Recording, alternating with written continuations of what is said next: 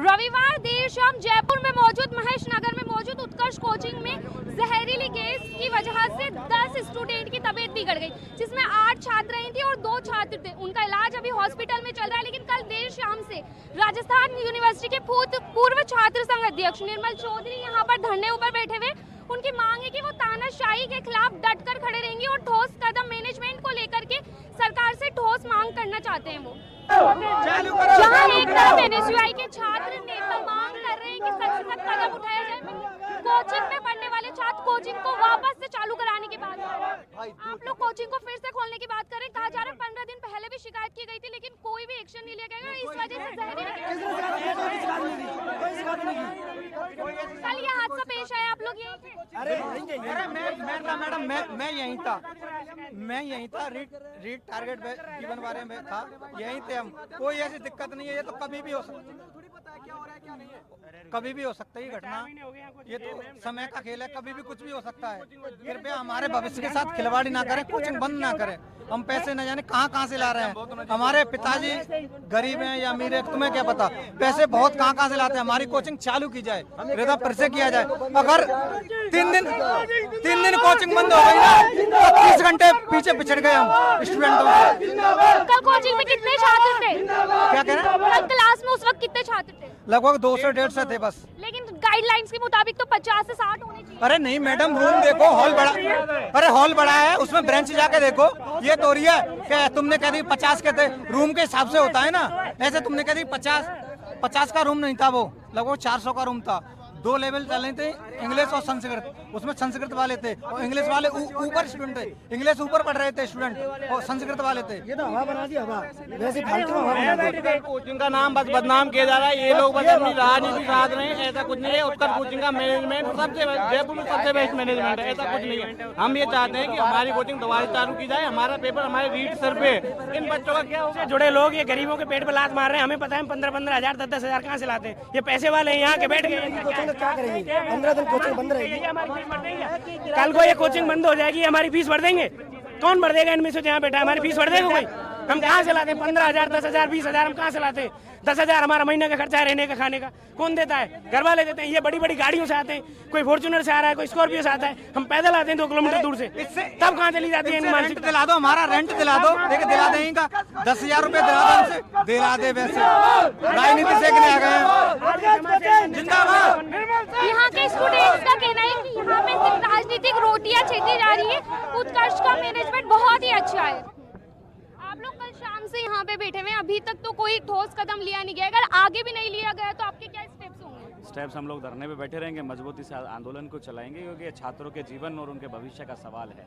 ये देखिए, बच्चों के जीवन के साथ साथ उनके भविष्य का भी सवाल है। ये कोचिंग माफिया हैं, ये मोटा पैसा लेके जो है बच्चों के भविष्य के साथ और जीवन के साथ खिलवाड़ कर रहे हैं। सुविधाओं के नाम पे ये उनकी व्यवस्थाएं हैं ज़ीरो करते हैं। कल की घटना बहुत बड़ी घटना है और ईश्वर का शुक्र है कि किसी बड़ी घटना को अंजाम नहीं हो पाया।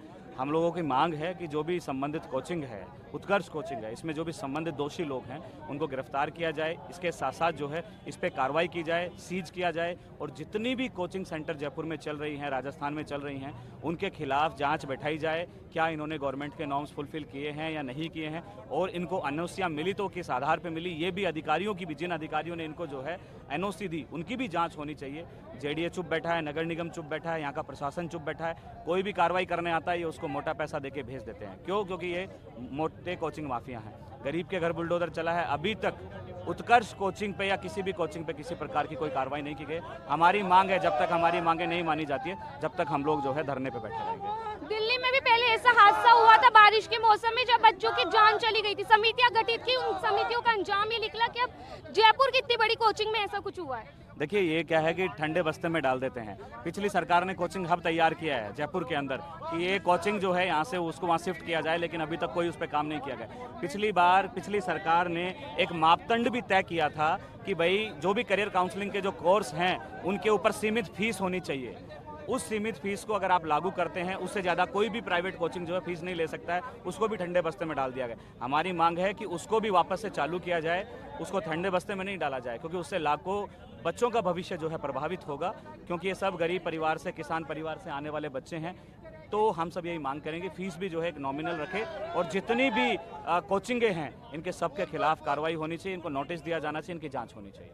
अब आगे आपकी सरकार से, प्रशासन से क्या मांग? हम बैठे रहेंगे धरने पे जब तक ये कोचिंगें सीज नहीं होती है, इनके आरोपियों को गिरफ्तार नहीं किया जाता, जब तक हम लोग धरने बैठे रहेंगे। हमारा कहा जाता है कि रोज इस कोचिंग में एक रूम में 750 से ज्यादा बच्चे बैठते हैं, कल 350 बैठे हुए थे, जबकि गाइडलाइंस के मुताबिक 30 से 40 बच्चे होने चाहिए और एक ही गेट है सिर्फ क्लास में। मैडम मैं आपको बताना चाहूँगा 350 तो बच्चे उन्होंने बोले हैं, करीब 1000 बच्चों के आसपास कोचिंग में जो है बच्चे पढ़ाई कर रहे थे। एक टीचर इनको पढ़ाने आता है, उसको 3 बार फीस नहीं देनी पड़े, 3 बैच नहीं ले सके, इसलिए 4 बैच को मर्ज करके जो है एक हॉल में भरा जाता है। सफोकेशन होता है क्योंकि वेंटिलेशन की कोई व्यवस्था नहीं होती और ऐसी स्थिति के अंदर जो है बच्चे बेहोश हो जाते हैं, उनको जो है हॉस्पिटल में एडमिट कराया जाता है। तो ऐसी बड़ी घटना अंजाम जाते जाते बच गई। तो ऐसे जो दोषी हैं, जो माफिया हैं शिक्षा के, इनके खिलाफ भी कार्रवाई होनी चाहिए। सांसद मंजू शर्मा ने कहा कि समिति गठित की जांच की जाएगी।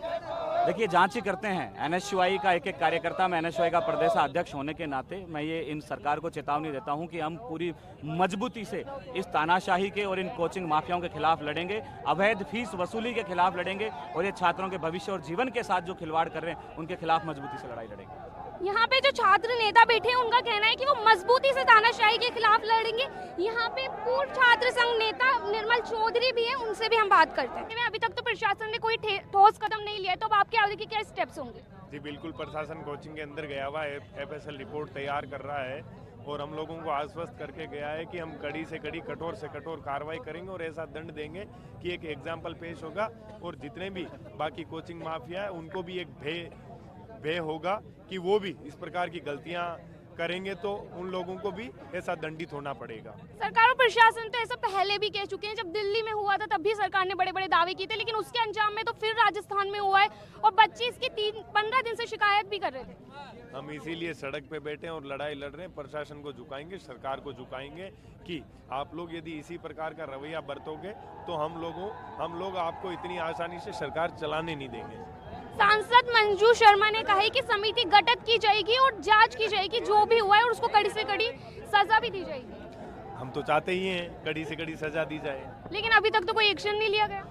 एक्शन कार्रवाई कर रहे हैं, प्रशासन नहीं लेंगे तब तक हम लड़ाई लड़ रहे हैं हमारी। अगर आगे भी नहीं लिया गया तो आप ऐसे बैठे रहेंगे? बिल्कुल ऐसी लड़ाई लड़ेंगे, फिर हम क्रांति तैयार करेंगे एक जो पूरे राजस्थान के अंदर गूंजेगी। ये लड़ाई आर और पार की होगी जब तक छात्रों की मांगों को पूरा नहीं किया जाता और छात्रों की जो भी छात्रों के साथ ये गलत हुआ है जिन्होंने गलत किया उनके ऊपर कार्यवाही नहीं की जाती, तब तक ये छात्र लड़ाई जारी रहेगी, क्योंकि हम छात्र हितों की बात कर रहे हैं। तो यहाँ पे जो छात्र मौजूद है, छात्र नेता मौजूद है, उनका कहना है कि ये लड़ाई जारी रहेगी तब तक कोई ठोस कदम नहीं लिया जाता। देखो ये जो घटना कल हुई है बड़ी निराशाजनक है और इसमें कोचिंग के जो ओनर है इनकी एक बड़ी लापरवाही है और बड़ा दुर्भाग्य है कि अभी तक कोचिंग के जो मालिक है उन्होंने किसी प्रकार की सुधार को लेके, कोई जिम्मेदारी को लेके वो तैयार नहीं हो रहे हैं। इससे बड़ी शर्म की बात नहीं हो सकती कि 24 बच्चे कोचिंग में बेहोश हो जाते हैं और कोचिंग माफियाओं की तरफ से कुछ नहीं बोला जा रहा।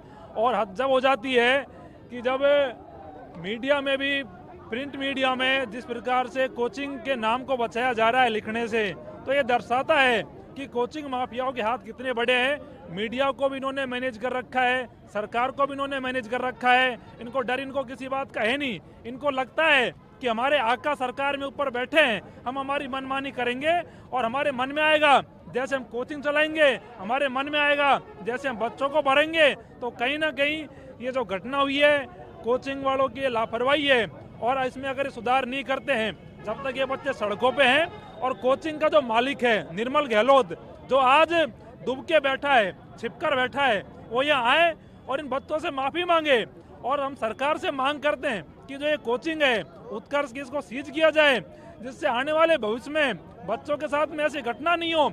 आप एक बात सोचिए कि गरीब किसान मजदूर के बच्चे यहाँ पढ़ने आते हैं, जब किसी कमरे में बच्चों के बैठने की कैपेसिटी मात्र 200-300 है और ये 800-1000 बच्चे बैठा रहे हैं, तो उसमें सफोकेशन तो स्वाभाविक है, सफोकेशन होगी, गैस भी बनेगी और ये जो समस्या हुई है ये आने वाले समय में भी होगी। तो ये चीज़ें बंद होनी चाहिए और जो रूल एंड रेगुलेशन है उसके हिसाब से बिल्डिंग में बच्चे बैठने चाहिए। ऐसा नहीं है कि भेड़ बकरी की तरह बच्चे भर रखे हैं, तो हम इसका कड़ा विरोध करते हैं।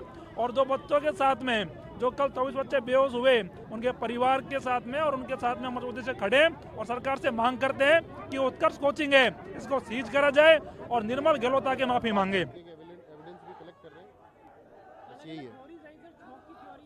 नहीं, थ्योरीज तो देखो जो बच्चों ने बताया वो थ्योरीज है, अब मैं उस पर नहीं जाना चाहता। सिंपल कहना, अभी ये कहना कि इसकी वजह से हुआ, ये गलत है। ये जांच का विषय है, इसको जांच हो जाए उसके बाद क्लियर हो जाए। हाँ, बिल्डिंग नगर निगम द्वारा यहाँ कार्रवाई की गई। अंदेशा लगा किसी बच्चे ने हो सकता है स्प्रे कर दिया, ये भी अंदेशा। देखो मैं यही तो कह रहा हूँ ना आपको, एफएसएल इसीलिए हमने बुलाई है कि वहाँ सैंपल लिए गए हैं कि अगर इस तरीके की कोई बात होगी तो एफएसएल रिपोर्ट में क्लियर हो जाएगी। अपने को नेकेड आई से कुछ चीज़ें दिखाई नहीं देती, गैस ऐसी चीज़ है आप नेकेड आई से जज नहीं कर सकते कि कहाँ से आई कैसे आई, वो सिर्फ कयास है। तो ये सब कयास को विराम तभी मिलेगा जब ये जाँच होगी, और उस जाँच के लिए निगम की टीम भी आ गई, हमने CCTV फुटेज भी ले लिए यहाँ के। अगर किसी भी तरीके की बच्चे की तरफ से रही हो, संस्थान की तरफ से रही हो, जिसकी भी गलती होगी उसके खिलाफ कार्रवाई की जाएगी। तो योगेश जी कोई शिकायत या बिल्डिंग मालिक अभी जो बच्चे हैं हॉस्पिटल्स में हैं, उनको पेरेंट्स उनके साथ है, हमारी पुलिस वहीं मौके पर ही है।